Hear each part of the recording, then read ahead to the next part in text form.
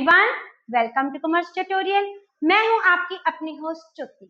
आज हम कंटिन्यू करने जा रहे हैं +1 माइक्रो इकोनॉमिक्स का chapter production function and return to a factor. इस टॉपिक को समझने से पहले हम ये देखते हैं, ऑलरेडी हमें ये पता ही है, हम 9th 10th की इकोनॉमिक्स में पढ़ चुके हैं कि हमारी जो एग्रीकल्चर है वो मेन सोर्स ऑफ हमारा क्या है, इनकम है। और एग्रीकल्चर में एक टाइप की अनएम्प्लॉयमेंट पाई जाती है जिसको हम कौन सी अनएम्प्लॉयमेंट बोलते हैं, डिस्गाइज्ड अनएम्प्लॉयमेंट। डिस्गाइज्ड अनएम्प्लॉयमेंट का मतलब क्या होता है, जब जरूरत से ज्यादा पर्सन किसी भी फील्ड पे काम करने के लिए लगे हो तो उसको क्या बोला जाता है, डिस्गाइज्ड अनएम्प्लॉयमेंट। इसको हम एक छोटे सी एग्जांपल्स के साथ समझते हैं। जैसे कि राम के पास 50 एकड़ की क्या पड़ी थी, जमीन पड़ी थी। तो स्टार्टिंग में उसने सिर्फ कितने फार्मर हायर किए हुए थे, 2 फार्मर हायर किए थे। और उसको जो उसकी प्रोडक्शन थी वो कितनी थी, 30 क्विंटल। फिर उसने देखा कि पूरी की पूरी लैंड पे, पूरी की पूरी फील्ड पे प्रॉपर प्रोडक्शन नहीं हो रही। आधी जो लैंड है वो क्या रहती है, अनकल्टिवेटेड रहती है। तो उसने क्या वो किया, उसने और वर्कर हायर कर लिए, जिसके कारण उसकी प्रोडक्शन फिर से इंक्रीज होगी। कितनी होगी, हमारे पास 70 होगी एकदम से। 40 की उसकी क्या हुई, इंक्रीमेंट होगी, एडिशनल लगाने से, एडिशनल एक वर्कर लगाने से कितनी प्रोडक्टिविटी इंक्रीज हुई, 40 की प्रोडक्शन। मतलब हमारी मार्जिनल प्रोडक्टिविटी डायरेक्ट क्या होगी, इंक्रीज होगी, जिसके कारण हमारी टोटल प्रोडक्शन भी क्या होगी, इंक्रीज होगी। ये तो हमने कल देखा था, मार्जिनल प्रोडक्ट क्या होती है, हमारी टोटल प्रोडक्ट होती है। फिर उसके बाद जब उसने और लेबर लगाए तो उसकी प्रोडक्शन इंक्रीज तो जरूर हुई, लेकिन पहले से क्या हुई, कम हुई। तो इसका मतलब मार्जिनल प्रोडक्टिविटी क्या होनी शुरू होगी, डिक्रीज होनी शुरू होगी। टोटल प्रोडक्टिविटी में तो जरूर इंक्रीमेंट आया हमारा 20 का, लेकिन एट ए डिक्रीजिंग रेट।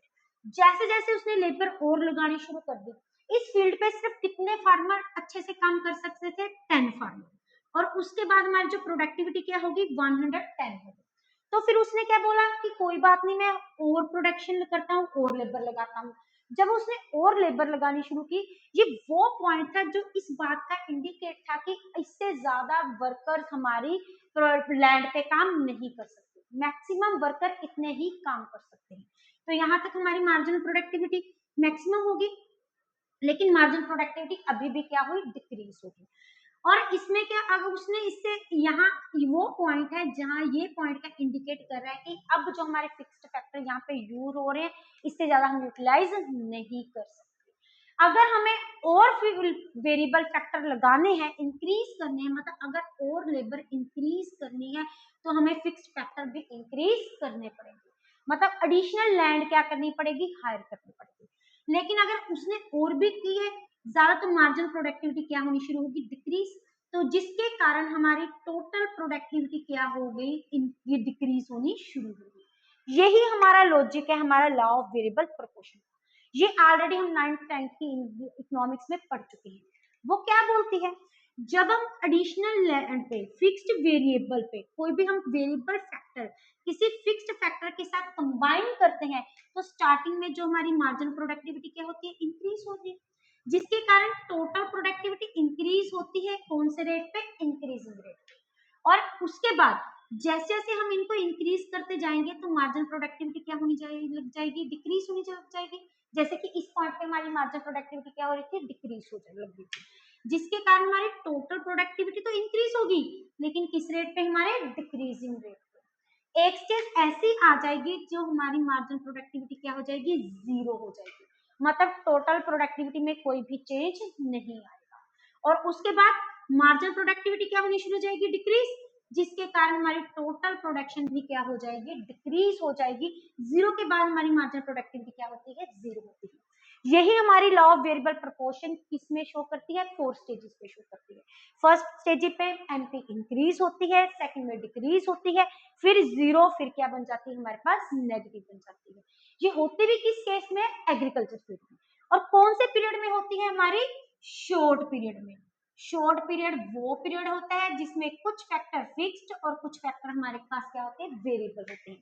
इस चीज को हम किसके साथ अंडरस्टैंड करते हैं, टेबल के साथ।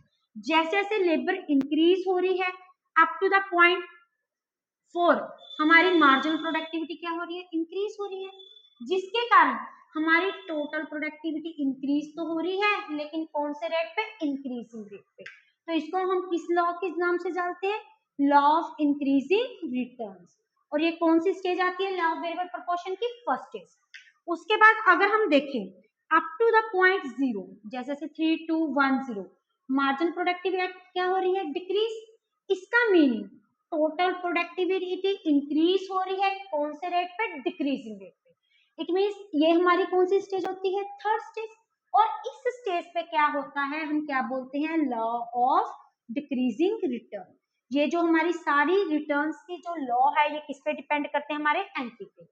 एक स्टेप इसी में एक स्टेप ऐसा आता है जिसमें एनपी क्या हो रही है? 0। और इस केस में हमारी टीपी क्या है? मैक्सिमम है इस पॉइंट पे। प्लस टीपी क्या रह रही है? इसमें एक कौन सा रेट अप्लाई हो रहा है? Constant rate. जैसे कि यहाँ पे देखो 15 एंड 50। उसके बाद हम ऐसी स्टेज में एंटर करते हैं जब हमारी एनपी क्या है? नेगेटिव है। और इसको कौन सा रिटर्न बोलेंगे हम? नेगेटिव रिटर्न्स बोलेंगे। इस पॉइंट पे हमारी टीपी क्या हो जाएगी? डिक्रीज। यही है हमारी एलवीपी। अब इसको हम एक डायग्राम के साथ भी क्या करते हैं? अंडरस्टैंड करते हैं। इसमें हम 2 टाइप्स ऑफ डायग्राम बनाएंगे। ए पार्ट किसको डिनोट करेगा? हमारी टोटल प्रोडक्टिविटी को। बी पार्ट हमारा किसको डिनोट करेगा? Margin productivity. एक्स एक्सिस पे हम क्या शो कर रहे हैं? Units of labour. यहाँ पे भी हमारी लेबर है और यहाँ पे भी हमारी क्या है? लेबर है। वाई एक्सिस पे हम ए पार्ट पे क्या शो कर रहे हैं? Total product. बी पार्ट में हम क्या शो कर रहे हैं? मार्जिन। अगर हम इसको ड्रॉ करेंगे टीपी पे तो कुछ हमारी ऐसी शेप हमारे पास आ जाएगी।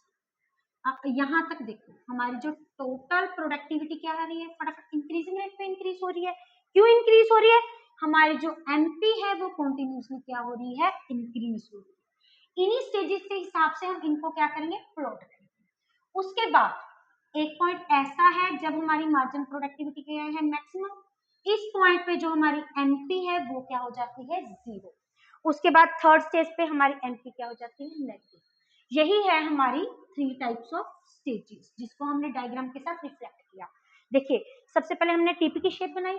टीपी की शेप से हमने एमपी की शेप क्या करनी है? ड्राइव करनी है। कोरस्पॉन्डिंग क्या चलेगा? सेम। जब तक हमारी मार्जिन प्रोडक्टिविटी, ये देखिए यहाँ तक फटाफट इंक्रीज हो रही है, उस पॉइंट पे हमारी मार्जिन प्रोडक्टिविटी क्या है? मैक्सिमम। ये देखिए यहाँ तक फर्स्ट स्टेज के खत्म होने के बाद क्या है? मैक्सिमम। सेकंड स्टेज के खत्म होने के बाद क्या है? 0। टीपी हमारी क्या है? मैक्सिमम। इसको प्लॉट करके हमने कोरस्पॉन्डिंग ऊपर नीचे क्या लगा ली? लाइन। उसके बाद हमारी एमपी क्या है? नेगेटिव। टीपी हमारी क्या हो रही है? Continuously decline. अब इसको हम थोड़ा सा एक्सप्लेन कर देंगे। एक्सप्लेन करने में सेम स्टार्टिंग में ओ एक्सिस पे वाई एक्सिस पे हम क्या शो कर रहे हैं हम ये बता देंगे। उसके बाद हम क्या बोलेंगे? Up to the point A first stage. B point पे हमारी क्या है? सेकंड स्टेज क्या हो जाती है? फिनिश हो जाती है। उसके बाद क्या आ जाती है? हमारी थर्ड स्टेज स्टार्ट डाउन हो जाती है। और फर्स्ट स्टेज को हम क्या स्टेज बोलते हैं? Increasing return. सेकंड स्टेज को डिक्रीजिंग रिटर्न। थर्ड स्टेज को हम क्या बोलते हैं? Negative return. क्यों बोलते हैं? फर्स्ट स्टेज पे हमारी एमपी क्या हो रही है? इंक्रीज हो रही है, जिसके कारण हमारी टीपी इंक्रीज हो रही है। कौन से रेट पे? इंक्रीजिंग रेट पे। इनके हमारे पास रीजन क्या है? फिक्स फैक्टर की क्या हो रही है? प्रॉपर वे से यूटिलाइजेशन हो रही है। प्रॉपर वे से हमको क्या कर रहे हैं? यूटिलाइज कर रहे हैं। जो हमारी वेरिएबल फैक्टर्स है वो क्या होमोजेनियस होने के कारण, प्रॉपरली यूटिलाइजेशन होने के कारण उनकी प्रॉपरली क्या इंक्रीज हो रही है? एफिशिएंसी। और इनमें पूरे का पूरा अच्छे ढंग से क्या क्रिएट हो रहा है? कोऑर्डिनेशन। अब जो पहले अंडर यूटिलाइज थी अब वो प्रॉपर यूटिलाइजेशन। सेकंड स्टेज पे हमारी एमपी क्या हो रही है? डिक्रीज हो रही है, जिसके कारण टीपी इंक्रीज हो रही है। कौन से रेट पे? इंक्रीजिंग रेट, डिक्रीजिंग रेट पे। और जिस पॉइंट पे हमारी एमपी 0 है, इसका मतलब कुछ पॉइंट सी और बी में हमारी जो कौन सा रिटर्न है? कांस्टेंट रिटर्न है, जिसके कारण हमारी टोटल प्रोडक्टिविटी क्या रह रही है? कांस्टेंट। और इस पॉइंट पे हमारी टीपी क्या है? मैक्सिमम। और थर्ड स्टेज में हमारा क्या है? हमारी ये क्यों डिक्लाइन हो रही है एमपी? इनके क्या आ जाएंगे? इनके रीजन के ऑपोजिट पॉइंट्स। सबसे पहले फिक्स्ड फैक्टर की क्या हो रही है? अंडर यूटिलाइजेशन हो रही है। सेकंड, प्रॉपर कोऑर्डिनेशन इनमें नहीं है। थर्ड स्टेज में हमारा क्या हो रहा है? एमपी क्या हो रही है? हमारी नेगेटिव हो रही है, जिसके कारण हमारी टीपी क्या हो रही है? डिक्रीज हो रही है। यहाँ पे हमने एक और पॉइंट मेंशन करना है। वो कौन सा पॉइंट है? जो हमारा ए पॉइंट है वो पॉइंट ऑफ क्या है? इन्फ्लेक्शन। इन्फ्लेक्शन पॉइंट वो पॉइंट होता है अप टू जहां तक हमारी जो टीपी इंक्रीज होती है। कौन से रेट पे? इंक्रीजिंग रेट पे। यही था हमारा एलवीपी। यही है उसकी स्टेजेस, यही है उनका एक्सप्लेनेशन। अब ये क्वेश्चन के साथ हमें पेपर में एक और क्वेश्चन आता है, वो क्या आता है, रिलेशनशिप का। अगर वहां से चलने से पहले अगर आप इनका स्क्रीनशॉट लेना चाहते हैं तो ले सकते हैं। अब अगर हम टीपी और एमपी का रिलेशनशिप देखें तो हम यही से डिराइव करते हैं सेम। सबसे पहले क्या रिलेशनशिप है, दोनों टर्म्स एक दूसरे के ऊपर क्या है, डिपेंड है। जो टीपी है वो क्या होता है, समेशन ऑफ एमपी, और जो एमपी है वो है change in TP upon change in quantity. Second point क्या आ जाता है, जैसे जैसे हमारी एमपी, जो हमारी टीएमपी है, जो एमपी है वो टीपी की क्या है, स्लोप है। वो जैसे जैसे वो चेंज होगा वैसे जैसे हमारी टीपी भी क्या होगी, चेंज होगी। थर्ड पॉइंट क्या है, जैसे जैसे हमारी एमपी क्या होती है, इंक्रीज, हमारी टीपी इंक्रीज हो रही है, कौन से रेट पे, इंक्रीजिंग रेट पे। और इसी पे हमारा पॉइंट ऑफ क्या भी शिफ्ट हो रहा है, इन्फ्लेक्शन, जो हमारा कौन सा पॉइंट है, ए पॉइंट। फोर्थ पॉइंट पे हमारा क्या है, जैसे जैसे हमारी एमपी डिक्रीज हो रही है हमारी टीपी इंक्रीज हो रही है, कौन से रेट पे, डिक्रीजिंग रेट पे। नेक्स्ट क्या आ जाएगा, जैसे जैसे हमारी एमपी नेगेटिव है हमारी टीपी क्या हो रही है, डिक्रीज हो रही है। बस पॉइंट्स वही है, इसमें उनको किन हिसाब से लिख देना, एलवी पे, इसको किस हिसाब से लिख देना, हमारे रिलेशनशिप पे। पॉइंट्स क्या है, बोथ अपर है। जो हमने यहाँ पे डिस्कस किया वही हमने यहाँ पे डिस्कस कर लिया, बस यहाँ पे हमने एक रीजंस बता दें वो क्यों इंक्रीज और डिक्रीज हो रही है।